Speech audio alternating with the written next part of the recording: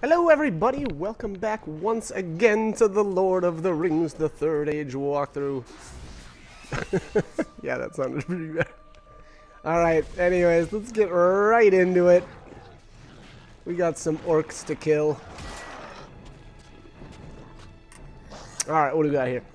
So this is another one of the battles with the little barrier in the middle. So, again, bring in, if that's an issue at all, bring in somebody like Elagast or, Idriel with her Loudwater Fury. Anybody that's got range or can cast some sort of spells. Obviously, we are just going to shred these jerkwads with Wheel of Fire. And that's the end of that. So, moving on. Again, nothing fancy with these fights. There's, I shouldn't say that. It kind of is. You kind of have to, do more than what you maybe normally would have to as far as strategy-wise with the barriers. But, anyways, let's see what we've got here. This pendant is okay, but I don't think I'm gonna end up equipping that. Yeah, that's what I thought. What else do we have here? Dwarven Steel Greaves, that's just a direct upgrade. That's a no-brainer. We'll put those bad boys on. Those look kind of cool. I think all of Hadhod's armor looks really cool, though, so. Especially that velvet set. I don't know what it is. There's certain armor in this game that's just freaking awesome.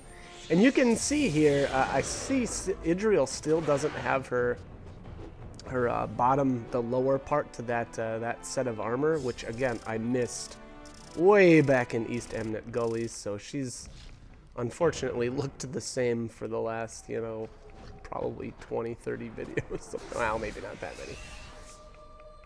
I don't know how many we're up to even now. Maybe we're up to 30. We're in the 30s probably, right? I kind of lose track. Anyways, okay, so yet another barrier battle, and we're just gonna one-shot everything. So, how do you like me now? And again, now, so one of the things I noticed. Speaking of lowers for Idriel, there is a new one right there. I want to point one thing out. I believe this is the area, but if you go into so where we're standing right now on the map, if you go to the left and then kind of just run into the corner, you'll notice that there's a little bit of a blue orb there, and that's actually a triggered fight up above. So we won't be able to get there yet. But all right, so we got a new lower piece for Idriel and some pauldrons. Yeah, there was the Palantir there, if you noticed. But again, that fight is actually up above, and it's coming up, so it's not something that we'll miss. I was running around in that area, and I was like, why am I kept getting the Palantir to appear, but, I couldn't quite get into a fight, and I didn't want to miss any fixed fights, so it was kind of bothering me. And then I realized, well, yeah, it's a fight later on that we just can't get to yet. So, again, not something that you need to worry about, but... anyways, moving on. Let's get some points put into the spirit and be on our way. There's obviously a bunch of triggered fights here. You just kind of run into these guys. I believe this armor piece for Morrowind is pretty awesome. Yeah, 19 speed and 9 dex. I absolutely love this thing. I'm not 100% sure, but I know that I get a lot of use out of that particular piece of armor. And this is another absolutely phenomenal pendant for Idriel. 16 speed. I just love it. Only 4 spirit, but I don't believe that'll get replaced, until much later towards the end of the game. I guess, though, we're getting kind of close, to be honest. There's only, let's see here, so there's the rest of Osgiliath, which, granted, Osgiliath is fairly large. And then we've got Minas Tirith and then Pelennor Field, so I mean, in all honesty, we're not too far from the end, so we're getting there. With this fight here, obviously the wargs can be slept, which again, you know, always something I recommend doing if you can. And the caster, I believe, can be silenced. I believe this Morgul. Actually, you know what? I don't know the name of that orc, so I guess I'm not even gonna try. Obviously, he's immune to sleep, but again, he is not immune to silence. And once you silence him, he can only use Morgul Bash, and that skill is nothing to worry about. That is. Oh, and yeah, okay, so he's even immune to crippling. Dark Waters, I believe that is a shield. What else does he have? He has something like Stagnant Fury, I believe. And that's just a multi-target damage ability. And then I think he's got... Is it Morgul Mirror or something like that? And that's the one that you really have to look out for. I don't remember, though, if it's a physical-based mirror only. So what I mean by that is it's going to reflect damage. So if you use a melee, it's for sure melee. I believe all of the like mirror type abilities in this game are physical, but some of them are also spirit. There's Stagnant Fury. Oh, so that's not a multi-target. My bad. Okay, so that's only single target. Anyways, again, I'm not sure if his mirror type ability is physical only or if it does reflect spirit powers or not. So you just kind of have to be careful when you're using, or when you're, when he's got that up. The great thing though is Aodin has, you know, his Dispel and it's multi-target. So if these enemies are casting abilities like that, just bring Aodin in and cast his Dispel, and that'll wipe out any issues that you may have due to that. And again, that can get it can get a bit dangerous, I suppose I'd say, because you know, again, if your characters are doing a ton of damage with their spirit powers, well, you're also going to get a bunch reflected back on you. The great thing about that, though, is that you'll never be able to, I guess, like, kill yourself. And what I mean by that is, even if you know, did 10,000 damage and 10,000 damage got reflected back to you, your characters would still be at 1 health. So, you know, again, that I guess is one cool thing, or one thing that you don't necessarily have to worry about, is that you know, again, you won't kill yourself right out. It's just the danger is, you know, getting your characters at 1 health and then the enemies potentially getting an easy kill, you know. So, anyways, not really sure why I don't have these wargs slept, but. Oh, well, I suppose they're burning from Wheel of Fire, so I guess maybe that's partly the reason. And here I'm kind of glad I used Dragon Calling a little more. In the last playthrough I did, I barely ever used that. It feels like you work so hard to get it, you know, it's his very last skill, and then I just rarely use it because I always use things like Wheel of Fire and stuff. And you know, the one thing that you got to keep in mind, so Dragon Calling is fire-based, Wheel of Fire is shadow-based, so there are times where something like Dragon Calling might be, you know, more effective or might deal more damage. The only question, though, that I'm not 100% sure on is, you know, the reuse time on Dragon Calling. The reuse time on Wheel of Fire is extremely short. You know, so it's a very good skill that does really, really good damage. Obviously, it even has the damage over time and portion to it. But again, I'm not 100% sure on the reuse time on Dragon Calling, so that may be, you know, a reason to not use it in all actuality. You know, regardless of what your enemy is, I guess, strong against. You know, if they are strong against Shadow or you know, may have a weakness to fire, and but that being said, it's still, you still might be better off using Wheel of Fire, because again, your reuse time is going to be a lot shorter, so your next turn will come up faster, you know. So I guess just keep that in mind.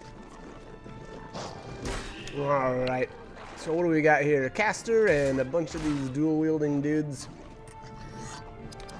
The little dual-wielding guys can cripple you. Obviously, they've got, what is it? Is it Crippling Strike or Crippling Blades or something like that? Allegedly, that slows your attack speed. To tell you the truth, again, I didn't really notice it much because I don't know if it's because the effect itself just isn't that noticeable, or if or if it was because of my speed. I'm not really sure, but if you do notice it as an issue, you can always use Whip of the Master, and that will prevent any slowing effects like that, as well as you can use Shield of Courage to get rid of it. If they do land it on you, or what is it, Cleanse Shadow with Idril, or Cleansing Water, which will cleanse all of your characters. So again, you've got a ton of options. As far as this fight, 2 wargs. There's I think that's a spear guy. Yeah, spear guy and a caster. Obviously, you can silence the caster.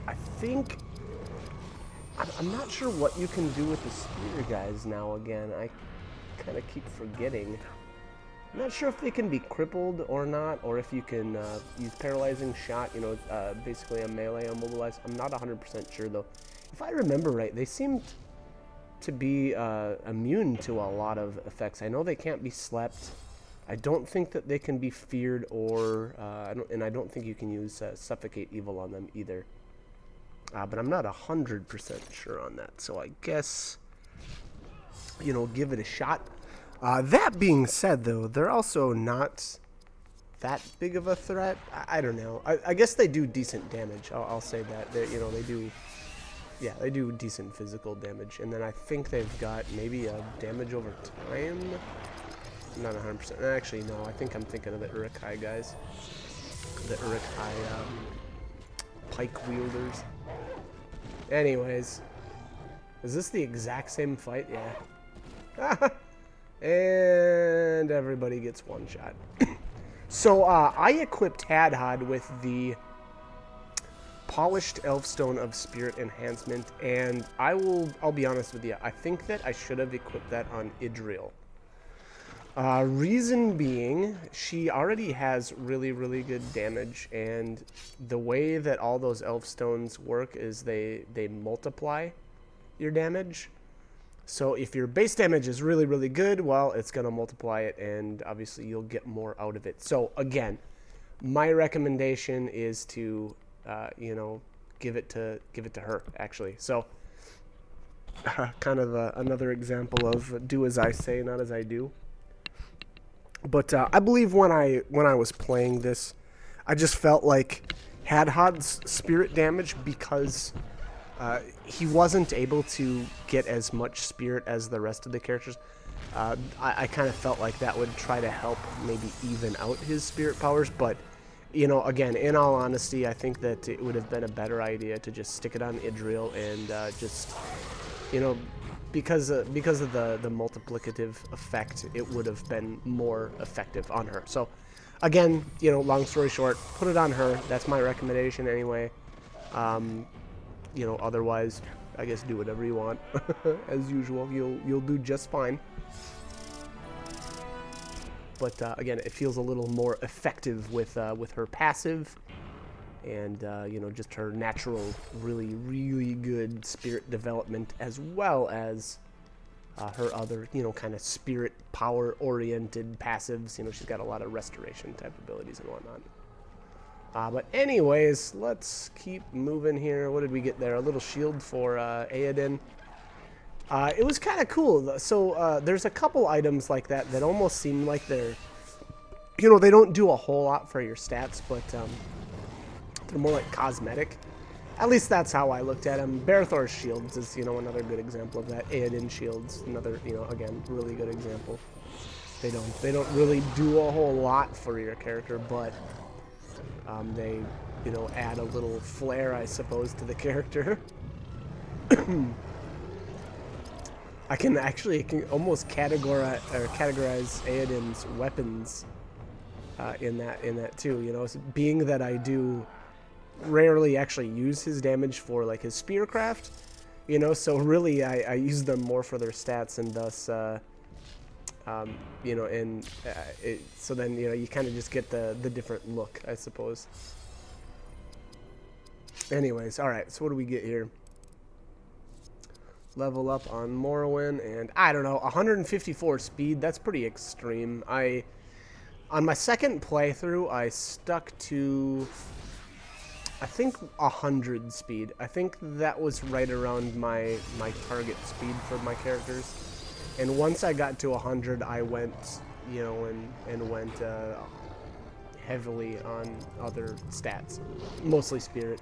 And again, you know, but that's the second playthrough. So, I don't believe you'll really see a whole lot of that for a little while yet. Unfortunately, I lost some footage towards the end of the game, so at some point here you won't see the original playthrough, unfortunately. But you know, once that happens, I'll obviously point that out. I don't know what the deal was. I lost just a ton of my footage from the end of this playthrough, but I'll try to speak enough about the original playthrough to kind of give you a good idea of what I ran into, or issues and whatnot, or what worked well. Obviously, so far so good. I feel like this portion of the playthrough is it's kind of crazy. Like I said earlier, you know, a lot of this kind of boiled down to this point in the game. Well, really, I guess East Emnet Gullies is where the game really started getting a little ridiculous, and you could see a huge power spike. Anyways, let's talk about this equipment here. Did I even equip that? Oh, this is a straight upgrade for Hadad. That's a great thing about Hadad. For the most part, most of his gear, or at least his main pieces, are like just direct upgrades. So there's no even question on whether or not that you need to equip it. Look at that playtime. So unfortunately, that's not entirely accurate. There was quite a few times where I just let my PS3. So I'm playing a PS2 version of the game, but on a PS3 because I think my PS2, my Slim, hit the floor, and I don't know if like the laser got wonky on it, but it doesn't seem to be working anymore. So unfortunately, I'm playing on PS3. Anyways, the crappy thing about playing on a PS3 is if you leave it off or if you leave it idle for too long, it'll just automatically shut off. And I don't know, that's probably some sort of power saving option that I could turn off, but I don't because I'm lazy. And I did a bunch of whatever skilling and stuff on, I don't know, one of the characters, who even knows. But I kind of got sidetracked and started doing something else, and I let it idle for too long, and it actually shut down on me, so I lost all of it. It was pretty bad. But anyways, I guess it wasn't bad enough for me to throw my hands up in the air and say I quit. So generally what I do is, anytime I'm doing long skill up, I don't know, portions, I'll I'll try to sneak in a couple of saves here and there. But anyways, long story short, my playtime is not exactly accurate.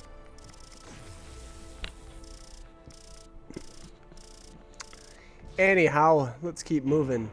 Alright, what do we get got something for Barathor here. Barathor! Oh yeah! So, his second age Numenor, and I like this helmet. I don't know, I think it looks really cool. He's got, I think he's got one coming up that's just well, I don't know. I don't like it, but it's not the worst thing ever, I suppose. Anyways, let's keep moving. Let's keep it going here. Here is our, I believe, last battle before our next boss fight. So after this one, if you feel like it, you can go save, or if you're maybe potentially worried that you might lose, go ahead and save your game. I was fairly confident, I believe, that it wasn't going to be too big of a deal. Oh, this is a wave battle. Oh, I forgot about that. So I don't know. Maybe this is maybe it would have been a good idea to like sleep the warg and finish off the, what did we have there? A caster, I think it was. So maybe, you know, you might want to slow this fight down a bit and you know, just keep control. Up to you.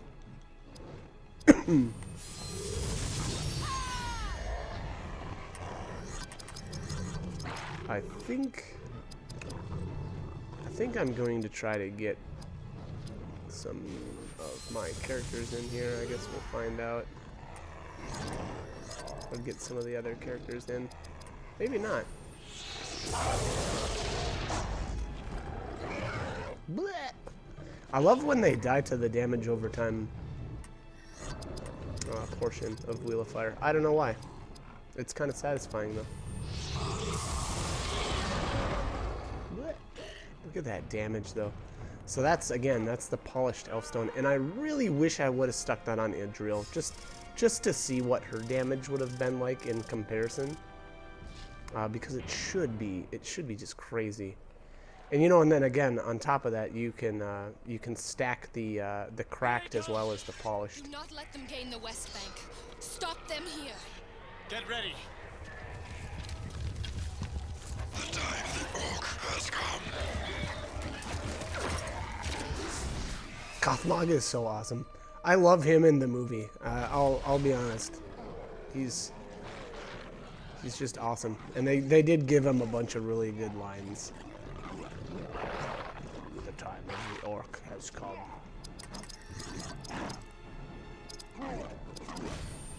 I kind of wonder what his deal was though. So he was like super deformed, right? So I wonder kind of why that was. Maybe it's not important, but anyways, he's a total badass. All right, so this can be kind of a tough battle, and the reason being is Gothmog is going to be able to summon reinforcements when you kill everything off.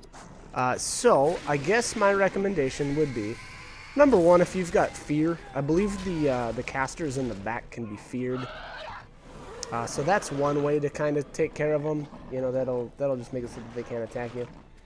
Otherwise, you can kill them off and then maybe like leave this guy in the front, this Lancer dude. I'm not sure how big of a deal that guy is, like damage-wise. I don't know what he can really do. But anyways, Steward's Armor, again, always a great ability to start out with. Get your guys buffed up right away. And then, you know, again, same, I mean, this is almost the same as the first fight. I mean, yeah, there's some slight tweaks to it, but for the most part, it's a very similar fight.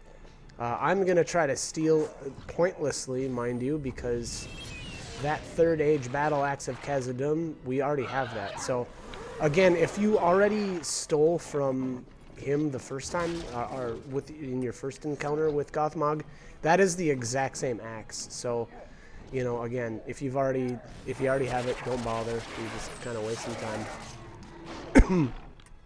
But I stole it just to show you guys that again, it is the exact same axe or axes for Morrowind as before.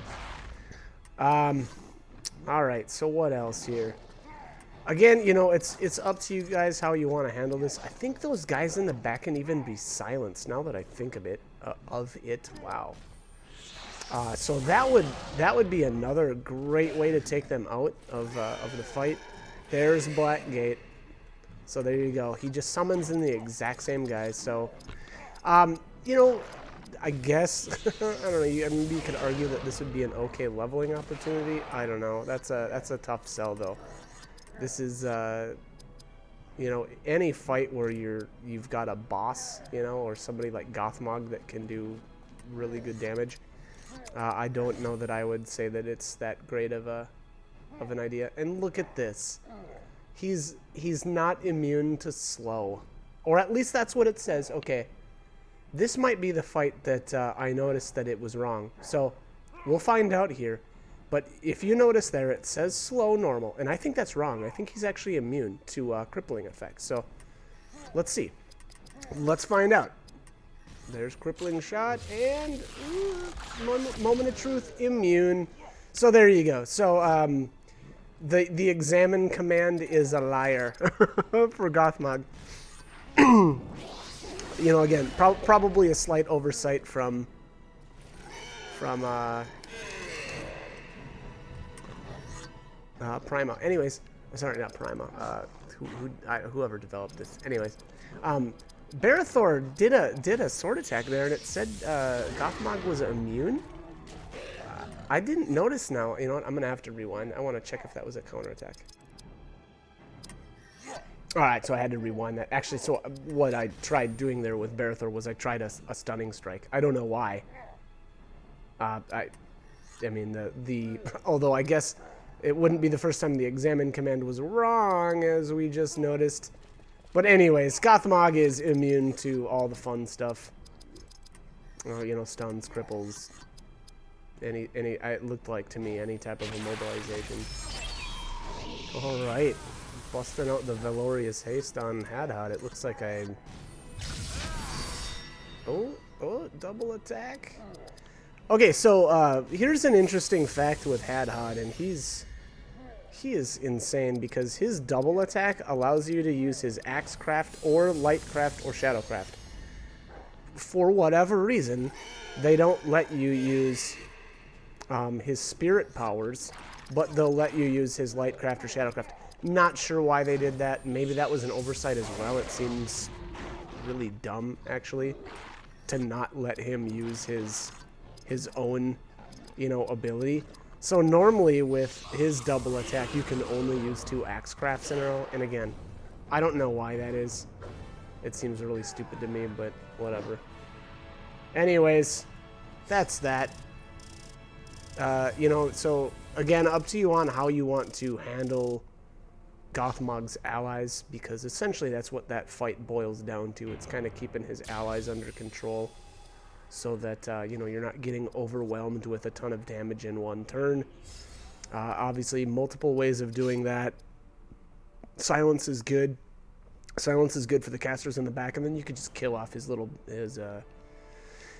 Lancer buddy in the front. The Scale Mail Tabard as well as the Scale Mail Upper, I don't believe I leave those equipped. I went back to his Velvet, and I don't know. Reason being, I like the looks of it better. So look at his armor. It's at 298 right now, which is pretty decent. That's actually really good. But I end up going back to his old blue velvet looking armor, so down to 257. 40 armor, you know, who cares? That's really not a big deal. I should say it's not a really big deal for somebody that's got such good natural constitution. Somebody like Morwen, on the other hand, you know, I would definitely probably go with the armor because she needs all the armor she can get. But anyways, I gotta cut this here, so like, comment, subscribe, whatever you guys want to do. Hope these guides are helpful, though. Hope you're enjoying them, and I guess just keep watching. So thanks for joining me.